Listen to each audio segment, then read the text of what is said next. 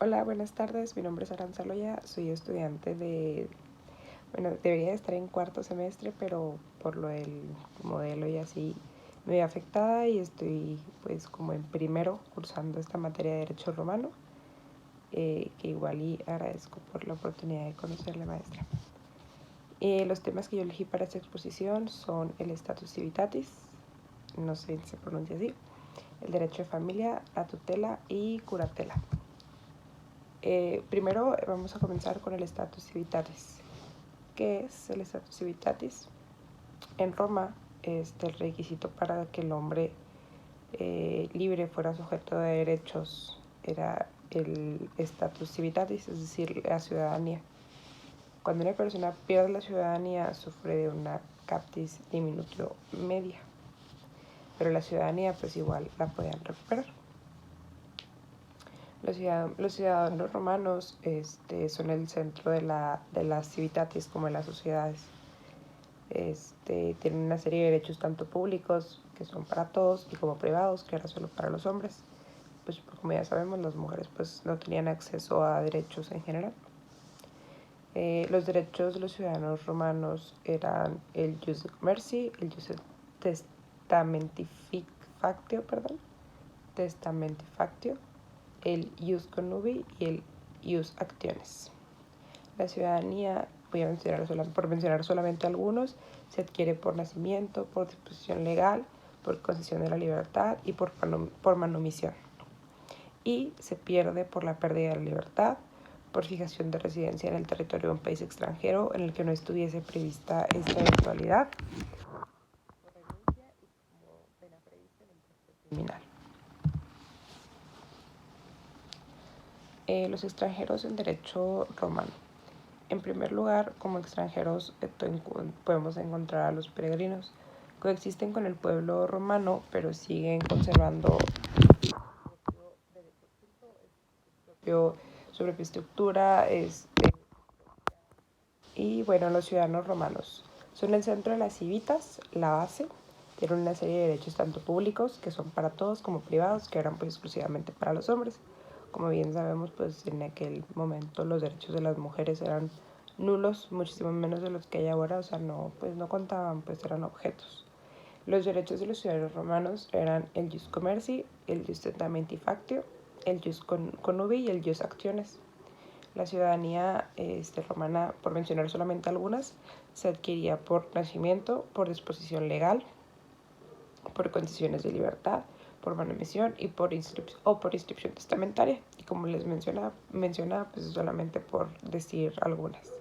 La ciudadanía se pierde también por la pérdida de la libertad, por fijación de residencia en territorio de un país extranjero con el que no estuviese prevista esta eventualidad.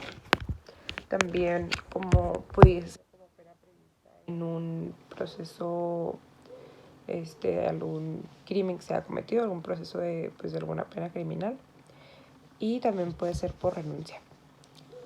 Los extranjeros en el derecho romano.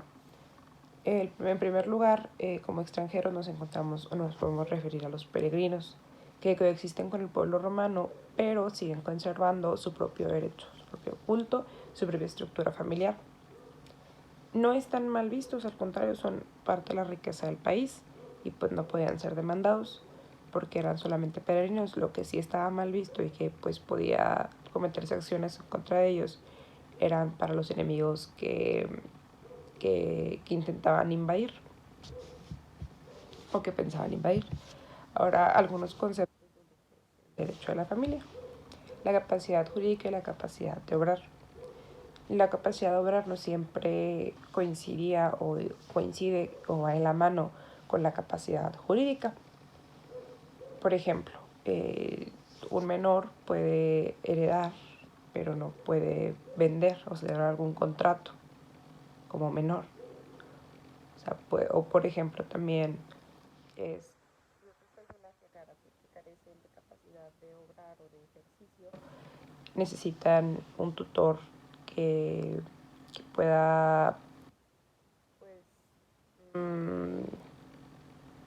apoyar o decidir o representar el discernimiento. A continuación vamos a hablar de la persona física como la existencia del hombre. El orden del nacimiento está condicionado por tres requisitos esenciales: que el parto se haya producido y que la criatura se encuentre totalmente separada del claustro materno, que haya nacido con vida. Y la tercera condición son las formas del recién nacido.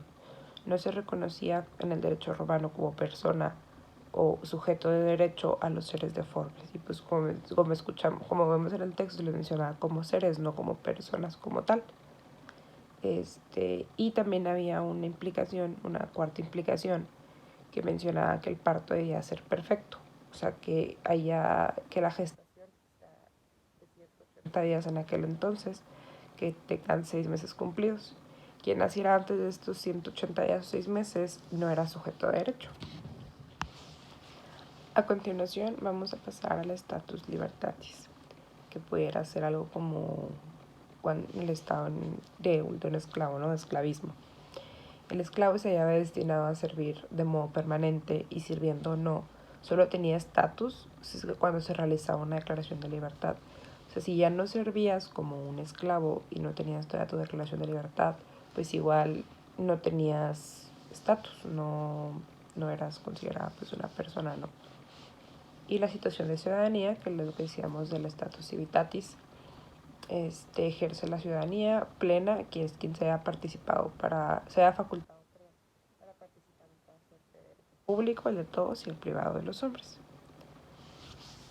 Y como último tema tenemos la tutela y la curatela. Me parece un tema muy importante y muy esencial, pues en general para nuestro día a día. Tutelar es cuidar, es proteger. Por lo tanto, al tutor le corresponde cuidar, proteger y velar por los intereses del pupilo. Aquí podemos decir pudiéramos decir por los intereses del menor, porque pues realmente pensamos que solamente los niños son quienes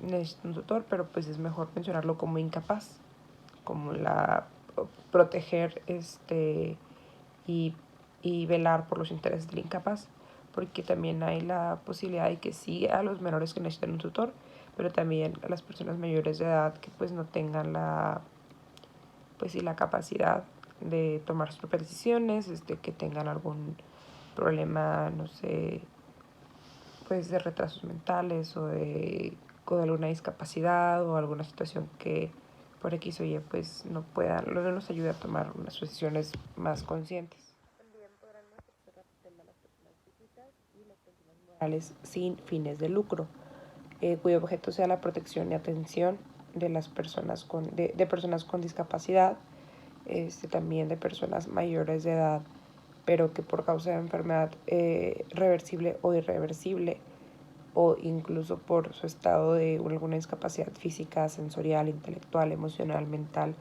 o más de una de estas mencionadas, no puedan gobernarse. Existe la forma testamentaria, que es cuando se establece en un testamento como tal, porque dicen que que fallecen los padres y dicen de que pues me gustaría que en el testamento se establece que me gustaría que mi hijo, su tutela sea a cargo, no sé, mi hermano, por ejemplo.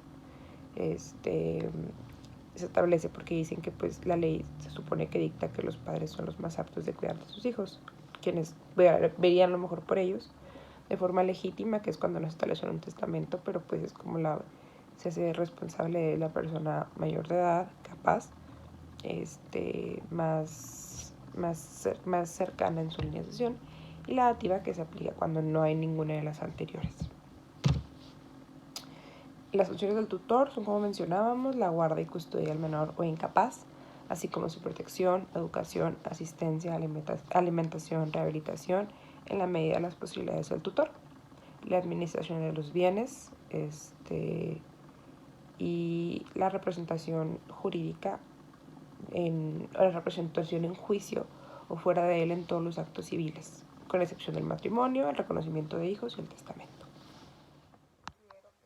Las figuras son muy importantes porque nos ayudan a comprender el 100% que prácticamente de nuestras figuras de derecho familiar, o de nuestro derecho en general de la actualidad.